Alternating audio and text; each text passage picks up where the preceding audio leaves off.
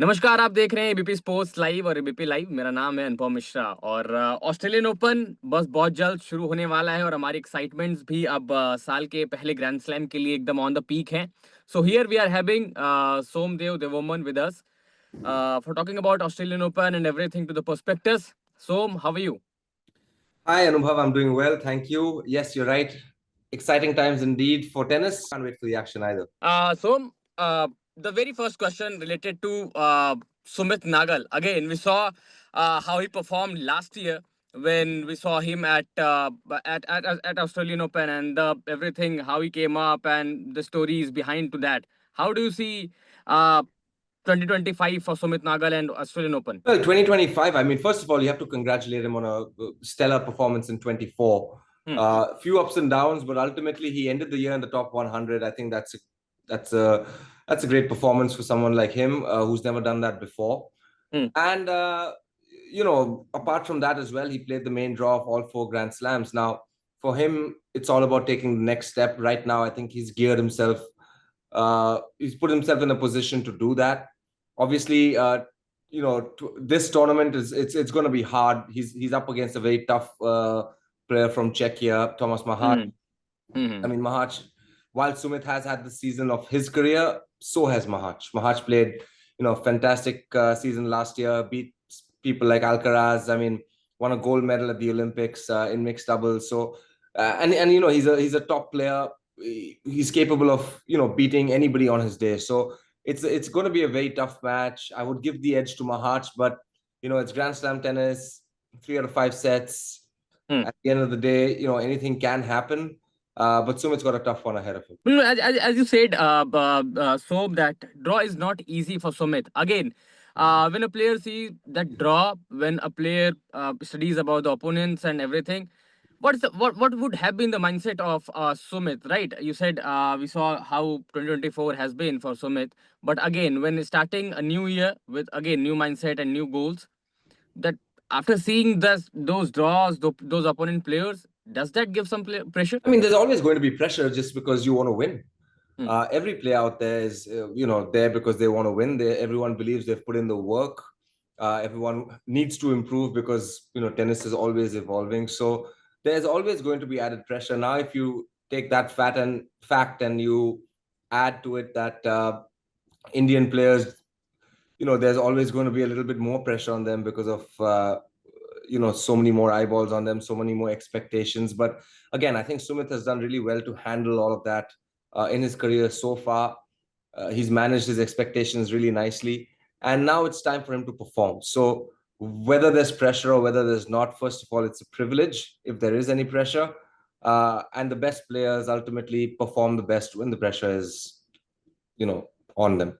Djokovic versus Alcaraz. We're gonna see that fire again. I mean, we have a long way to go before that. I think Yeah. that's what I always say in terms of predictions. First of all, they're on opposite sides of the draw. Hmm. I think for tennis fans, that's a nice thing because that's what they would have wanted. Uh, Alcaraz has a lot of work to do before that. There's the Novak Djokovic potential quarterfinal that is brewing. You never know what happens over there. And tennis is, an unpredictable sport in many ways. It's, people forget that in the last major that they played in, neither Alcaraz nor Djokovic made it to the quarterfinals. Right. And that was just a few months ago at the US Open. So, Hmm. I wouldn't, while they're obviously projected to get there, a lot of things can happen before that. And let's take it step by step. In order for a Sinner Alcaraz final, they both need to win 6 matches. There's going to be a lot of drama. There's a lot of players out there I fighting for was that title. So you never know. I was going to say about the Sinner and Medvedev only that we focus on Djokovic, Alcaraz again, but Medvedev and Sinner, they come from the back doors and they are the brilliant cutters of the game. Well, yeah, Sinner is defending champion, first of all. Hmm. Hmm. Medvedev is defending finalist. Now, Medvedev, a lot of times goes under the radar. Let's not forget, he's made the finals in Melbourne 3 different times. Hmm. One time losing to Novak, who was the greatest player in Melbourne, maybe the greatest player ever. One time losing to Rafa in 22 with a 2-set lead. And then last year, he had a 2-set to love lead again on Yannick Sinner and went down in that one too. So Medvedev obviously loves playing in Melbourne. Does he have it in him to take that extra step? We'll find out. And Yannick Sinner is the defending champion. It's the first time in his career he's going to be a defending champion in a major. So how he deals with those expectations, the pressure. Obviously, he's dealt with everything that's going on in his life incredibly well in 2024. Can he continue that in 25? We'll have to wait and find out. Right. Again, B. Shilton is also here. See, again, when we talk about US Open, B. Shilton comes in the picture. But again, in other Grand Slams, Shilton wasn't that much impressive. How do you see him? Well, it's a first of all, it's a super competitive world, the tennis world. Secondly, I would say that, let's not forget that he has made the quarterfinals over here before.